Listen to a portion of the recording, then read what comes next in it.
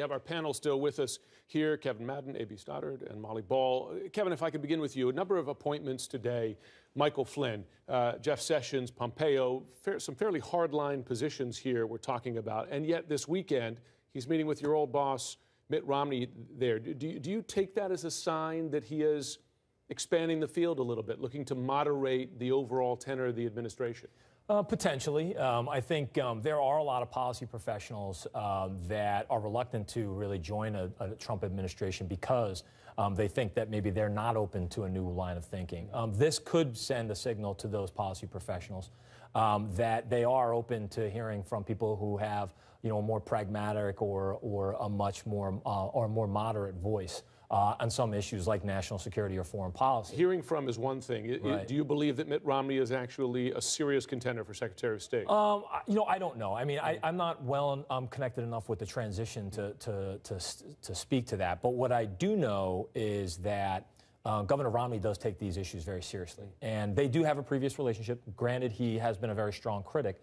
But I think the Trump transition team and Trump himself knows that Mitt Romney cares about these issues, knows about these issues. So if they do show a willingness to listen to them, I think Mitt Romney will share insights that he thinks are important. But would he take the job? Would he take the job if he was offered it? And I think this. I'll say this. I think Mitt Romney's sense of duty is very, very strong, and the belief, and I think I think it could allay some of the concerns that people have that there aren't enough people in there, people with strong ideas that will challenge Trump on things like national security and foreign policy. So that sense of duty is going. I think it's what's guiding Romney to have the meeting, and I think that sense of duty would guide any decision where they're in office. Okay, A.B. Molly, I had to pepper the Romney guy there a little bit on those questions, but let's look at. I want your thoughts on these selections as a whole, because it's not just the personalities we're talking about here. We're talking about some pretty hardcore positions. I mean, look at Flynn's positions on Islam, on Russia, Pompeo on torture, Sessions,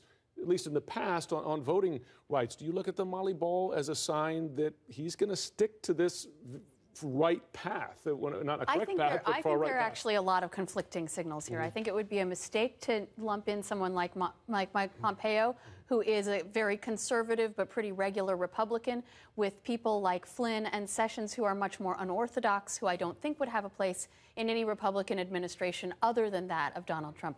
Right now, there is a battle for the soul of the Donald Trump administration, and nobody knows what it is going to look like. Is it going to look like the alt-right populist nationalist vision of Steve Bannon, or is it going to look like the kind of Republican administration that a Reince Priebus would like to preside over, that is stocked with much more traditional names? We have no idea. I think, as Kevin was saying, if they choose to listen to someone like Mitt Romney, that would be reassuring to a lot of people on the right and the left, not only in terms of his expertise, but because of the signal of magnanimity that it would send. It would send the signal that Donald Trump wants to put the good of the country above his personal grudges against people. And that is something that a lot of Republicans I talk to are not yet convinced of.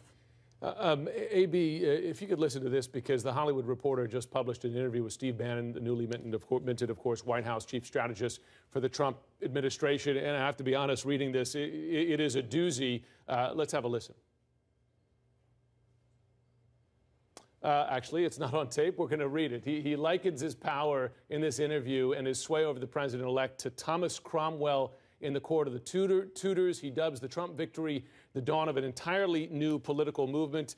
Later in the interview, he says that darkness is good, Dick Cheney, Darth Vader, Satan, that's power. You listen to these kinds of statements here. That's not exactly morning in America.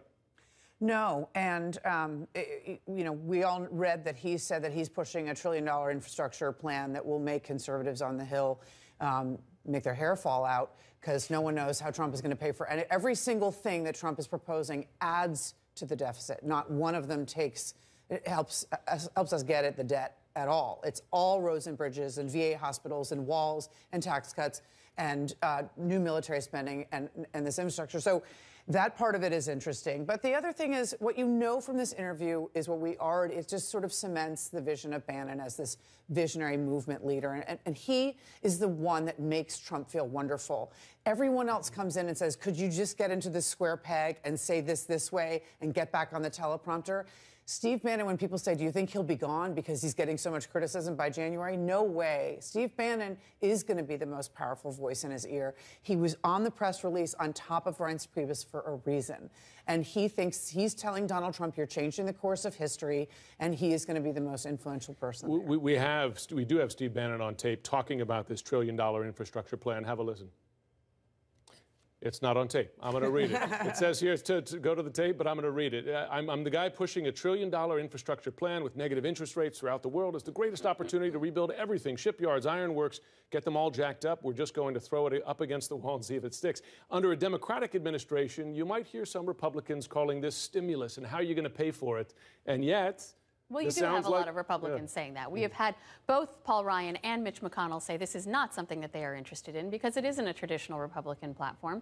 On the other hand, it is music to the ears of a lot of Democrats. There are a lot of Democrats who would love to go along with the kind of thing that they have been proposing for years. You know, as A.B. was saying, Steve Bannon is the ideological core of Donald Trump. Donald Trump is not a very ideological person. He's certainly not a philosopher or a theorist of politics. Bannon is, and Bannon wants Trump to be the leader of a movement that is not Republican and not Democrat, but a radically new kind of populism.